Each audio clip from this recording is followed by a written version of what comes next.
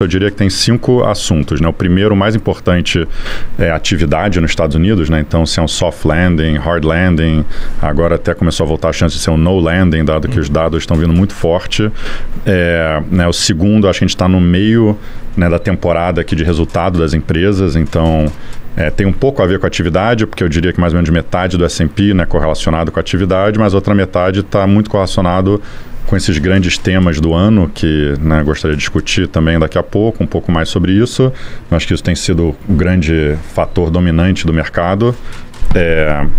E aí eu diria que China virou um tópico importantíssimo aqui no último mês e pouco, né? Estava muito largado. E aí começou a voltar para o noticiário, se eles vão fazer estímulo ou não, se a economia está bem ou não. E aí, quarto, eu diria que é a eleição americana. Então, é meio que, né, muita coisa. E o quinto é o geopolítico. E, né, que a gente pode acordar um dia e tudo mudou, mas parece que está piorando, mas por enquanto não está fazendo preço nenhum. Fez um pouco de preço no petróleo, mas, né, já também parou de fazer tanto preço. Então, esses seriam os 5 fatores que a gente está olhando e por isso que a eleição está, né, bem no setorial, se você olhar, né, específicos trades, assim, está fazendo preço. E além disso, a gente vai entrar mais nisso, mas está muito apertada a eleição. Então, até se você soubesse quem vai ganhar, né, e o Trump 2 não vai ser que nem o Trump 1, talvez, que a gente entra nessa discussão. Então, até se você soubesse qual seria o resultado, se você soubesse essas outras coisas, né, qual que é o impacto, também não está tão claro quanto talvez esteve no passado. Então, acho que para posicionar o portfólio para eleição, está um pouco mais difícil, assim, do que, né, em ciclos normais, vamos chamar assim. Mas só para já dar um gostinho aí, tá.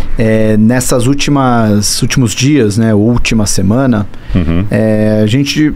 Pelo menos as apostas já mostram talvez um pouquinho do que pode ser o resultado, embora ainda esteja muito dividido.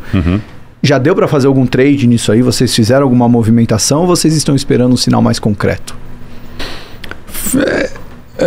Sim e não. Assim, eu diria que, para te dar um exemplo, bancos, eu acho que era um trade claro, né, de Trump ganhando, que na última eleição foi... né, um setor que foi bem, e em teoria, né, ele é mais a favor de desregulamentar os bancos, os democratas mais a favor de regulamentação, eles têm muito excesso de capital, mas os bancos que começam a temporada de resultado, né, então estava todo mundo meio preocupado com os bancos, como é que iam ser esses resultados, e aí veio o JP Morgan, foi muito forte, veio o Bank of America, foi muito forte, veio o Morgan Stanley, foi muito forte, e aí, sabendo que eles são Trump trades e que passou o grande... né, assunto para eles, aí você consegue botar o pé e realmente né, aumentar a posição. Então, acho que esse é um setor que tem sido o melhor setor esse mês, mas é uma combinação do fundamento com eleição, né? Então, acho que por isso que eu falei desses outros fatores, eles se conversam, mas, né, acho que nas outras pontas, né, você diria que, só para simplificar, acho que a energia renovável é um play de democrata, então se o Trump for ganhar deveria ser ruim, mas esse setor está indo meio mal, assim, por fundamento também. Outro setor que talvez iria mal se o Trump ganhar são os varejistas que importam muito da China e sofreriam com as tarifas, né, de importação, que o Trump tem falado bastante sobre isso, mas essas ações estão muito amassadas, né, todo mundo está preocupado com o hard landing, né, então... Agora que esses dados estão vindo mais fortes, isso está meio bola dividida, assim, né? Se realmente o fundamento que vai ser mais importante ou essa questão de tarifas. Então, acho que nessas coisas que eu citei estão meio que né, contra o outro em alguns cenários onde eles se alinham. Aí sim você quer ter, né, tanto no lado long quanto no lado short, né? Então, por exemplo, a Treasury está abrindo bastante aí, né, recentemente, porque a economia está mais forte que as pessoas imaginavam e o Trump, né, se ganhar, tem uma chance muito grande que seria um sweep. E se for um sweep, eu acho que, né, as pessoas vão começar a falar de fiscal, de corte de imposto, e aí a Treasury abre. Então, esse é um ativo que alinha as duas coisas, tanto a economia indo mais forte quanto o Trump ganhando. Tá. João, para você a mesma pergunta, só o pessoal vai arrumar aí o seu microfone, obrigado, Andrew, que eu vi que tá caindo, né? O famoso quem sabe faz ao vivo, né?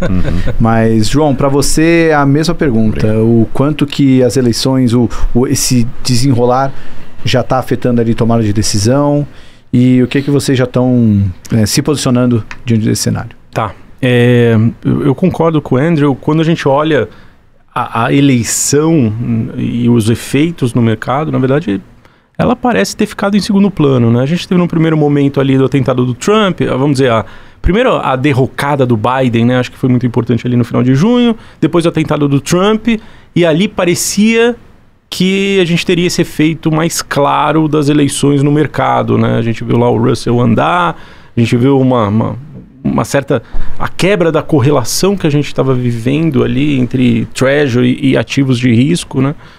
Acontecer ali no final de julho, e aí agosto também teve lá a questão do carry trade japonês, enfim. E aí entra a Kamala e o mercado fala, poxa, agora eu não faço a mínima ideia que essa nova candidata tem para a economia americana. Eu sei que ela é um Biden 2.0, mas é anabolizada o suficiente para descarrilhar a economia, né? A preocupação era bem essa. O mercado ficou meio olhando... né, meio torto naquele começo ali de agosto, e daqui a pouco ela começou com um discurso bem mais maneiro, veio ali o debate, e o mercado olhou e falou assim, bom, me parece que a gente conhece os dois candidatos agora. A Kamala é de fato um Biden 2.0, a gente vai ter provavelmente um Senado republicano, acalma, né, essa história dela de ir muito para cima com gasto fiscal. Então, me parece que a gente tem uma corrida natural, dependente aí da política monetária do Fed, dependente também de como a economia está andando. Né? E aí a gente começa com algumas surpresas. Uma é a economia americana não desacelera. Quer dizer, desacelera muito na margem.